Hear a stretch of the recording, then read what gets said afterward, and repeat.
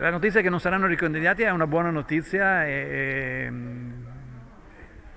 sono riusciti a mettere un taccone, diciamo così. Poco dopo la notizia dei 3 consiglieri regionali leghisti che avevano fatto domanda per l'oramai famigerato bonus Covid, Arturo Lorenzoni, candidato presidente in Veneto per il centro-sinistra, aveva espresso una condanna politica senza alcuno sconto, definendoli sui social non degni di sedere in nessuna istituzione del nostro paese. Che ora la Lega vada verso la non ricandidatura del vicepresidente Gianluca Forcolini e dei consiglieri regionali Riccardo Barbisani e Alessandro Montagnoli è per Lorenzoni un atto dovuto che però non cancella quanto accaduto anche dopo che la vicenda era venuta a galla. Il fatto che le scuse che sono state addotte non sapevo, cioè ma qui o si sapeva e secondo me è triste, da cittadino dico è triste, oppure se non si sapeva mi chiedo ma chi ci ha amministrato in questi anni, che non sapeva come veniva gestita la propria relazione con lo Stato. Cioè in entrambi i casi secondo me è molto molto preoccupante.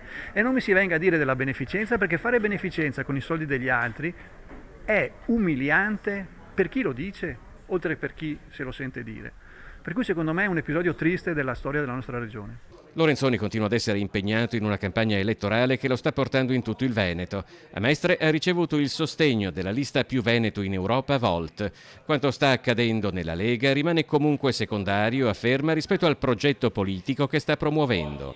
Indubbiamente questo mostra una fragilità dal punto di vista così personale di alcuni, ma non è questo il tema che secondo me rafforza la proposta che noi andiamo a fare.